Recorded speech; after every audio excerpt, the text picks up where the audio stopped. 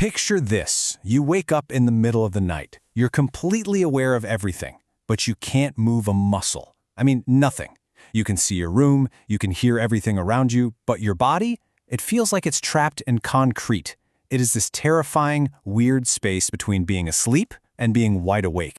So if any of that sounds even a little bit familiar, you are so not alone. In fact, get this. A huge meta-analysis estimates that about 30% of people all over the world will go through this at least once. That's almost 1 in every 3 people. It's way more common than you'd think. Yeah, that feeling, the chilling gut feeling that you're not alone in the room, that's the classic signature of sleep paralysis. I mean, this experience has been freaking people out for centuries. It's been blamed on everything from ghosts and demons to what some folklore calls an old hag, just sitting right on your chest. But here's the thing. It's not a ghost. It's actually a glitch in our own brains. Welcome to Sleepedia, a little corner of the internet we've dedicated to the science of sleep and circadian rhythms. So today, we're going to leave the folklore behind, and we're going to dive deep into the neuroscience to figure out what's really going on. And, maybe most importantly, we'll talk about how you can take back control. Okay, so let's get into this whole glitch thing. For literally centuries, people thought this feeling of being held down was, well, some kind of unseen supernatural force. But today, modern science has a totally different answer. It's not a ghost, it's a fascinating and, surprisingly common little bug in our brain's programming.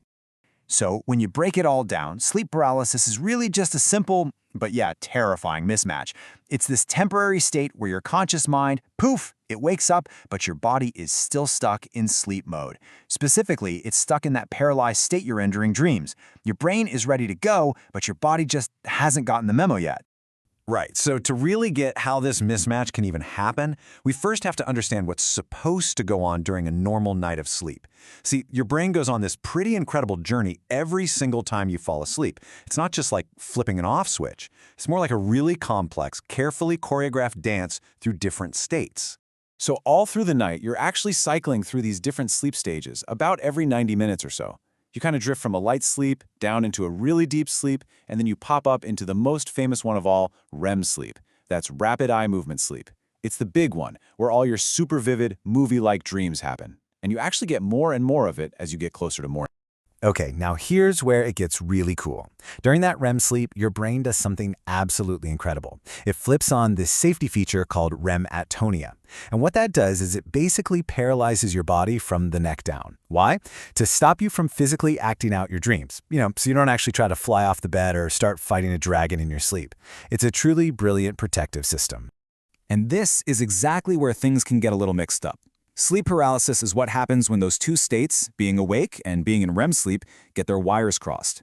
For a bunch of reasons we'll talk about in a minute, like stress or a wacky sleep schedule, your conscious mind suddenly switches on, but your body, it's still stuck in that protective, paralyzed REM mode. Okay, so that explains why you can't move. But what about all the really scary stuff? The shadow you see in the corner of your eye, that awful pressure on your chest, that weird feeling of floating? Well, that's basically your brain dreaming while you're awake. Let's break down the science behind these hallucinations. And let's be honest, this is the question that takes it from being just a weird thing to a totally terrifying one, right? Why on earth would your brain, which is now conscious, start creating these super vivid, super scary things that aren't there? The answer is pretty wild. It's basically the leftovers of your dream state bleeding over into your reality. So, scientists have actually broken these hallucinations down into 3 main categories. You might just get one, or if you're really unlucky, a scary mix of them. But the important thing is that each one has a solid, scientific explanation that's tied directly to what your brain does during REM sleep. Okay, so here's the play-by-play of what's really happening inside your head. That creepy feeling of an intruder in the room, that's because your brain's fear center, the amygdala, is still fired up from REM sleep, and it's basically inventing a threat for you to be scared of. And that crushing feeling on your chest? Well, you're still breathing in that shallow, rapid way you do in REM sleep, and your waking brain interprets that as, hey, I can't breathe.